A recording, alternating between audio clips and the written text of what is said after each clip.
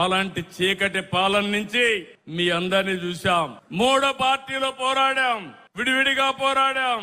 ఆ రోజు పోరాడితే మన వాళ్ళందరి పైన ఎక్కడికక్కడ కేసులు పెట్టారు, కొంతమందిని అందరినీ జైల్లో పెట్టారు. ఈ మీటింగ్ లో నేను చూస్తున్నాను, ఎంతో మంది బాధితులు ఉన్నారు, అరాచకాలు జరిగాయి. ఆ చీకటి పాలనను తీల్చుకుని ఈ రోజు మనందరం కూడా ప్రజా పాలన వచ్చింది. ఆ రోజు నన్నే కాదు, కడాన మీరు చూస్తే ఇంత అనుభవం ఉండే నన్ను ఒక్క నోటీస్ ఇవ్వకుండా జైల్లో 53 రోజులు పెట్టారు.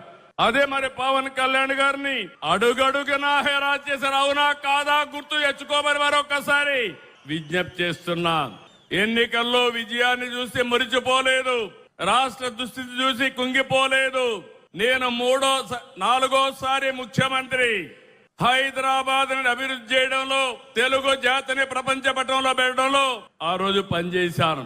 4వ ముఖ్యమంత్రి అయితే ఎంత లోతుకెళ్తే ఎక్కడ చూసినా అఘాతాలే, ఎక్కడా నిధులు లేవు, డిపార్ట్మెంట్స్ అన్ని విధ్వంసం అయిపోయినాయి, అధికార యంత్రాంగం నిర్వీర్యమైపోయింది. ఆ రోజు నేను ఒక నిర్ణయం చేసి 7 వైట్ పేపర్ల మీ ముందర పెట్టాను, అన్ని విషయాలు పెట్టాను. ఈ రోజు కూడా 2 ఏళ్ల సందర్భంగా మళ్లీ విజ్ఞప్తి చేస్తున్నా. మళ్లీ ఈ రోజు ఏమున్నామో అన్ని విషయాలు చెప్తాను. ఇక్కడ దాపరికం లేదు. ఒక ప్రజా ముఖ్యమంత్రిగా, ఈ ప్రజా ప్రభుత్వాన్ని నడిపించే వ్యక్తిగా మీకు అన్ని విషయాలు చెప్తారని ఆంధ్రప్రదేశ్ రాష్ట్రానికి ప్రజలందరికీ విజ్ఞప్తి చేస్తున్నా.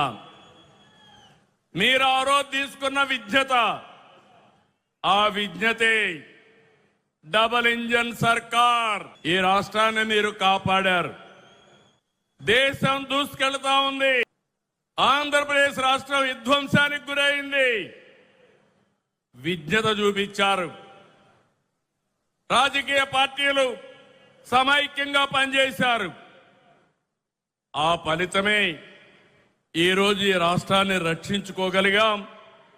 మళ్ళీ వెంటిలేటర్ పైన ఉన్న రాష్ట్రానికి కేంద్రం ఆక్సిజన్ ఇచ్చి బతికిచ్చిందని చెప్పి కూడా నేను మీకు తెలియజేస్తున్నా. నేను ఒక విషయం చెప్పాలి. రాత్రికి రాత్రి అన్ని చేసేశాం, అన్ని సాధించేశాం అని నేను ఎప్పుడూ చెప్పడం లేదు. ప్రతి ఒక్కరూ ఈ రాష్ట్రంలో గుర్తుపెట్టుకోవాలి. నేను గర్వంగా చెప్తాను, ఆ రోజు ఈ రోజు ప్రజలందరూ కూడా శాంతియుతంగా ఉండగలుగుతున్నారంటే, లా అండ్ ఆర్డర్ ఉందంటే, మీ ఆస్తులకు రక్షణ ఉందంటే అది ఎన్డీఏతోనే సాధ్యమైందని మరొకసారి మీకు విజ్ఞప్తి చేస్తున్నా. ఈ రోజు మీరు చూస్తే విధ్వంసైన వ్యవస్థల్ని ఎక్కడికక్కడ మళ్లీ ఘాట్లో పెట్టే పని చేస్తున్నాం. దీనికి కేంద్రం సహకరించింది. Polavaram, Amaravati, Visakhapatnam steel plant, railway జోన్తో సహా అనేక విషయాల్లో కేంద్రం అండగా నిలబడింది.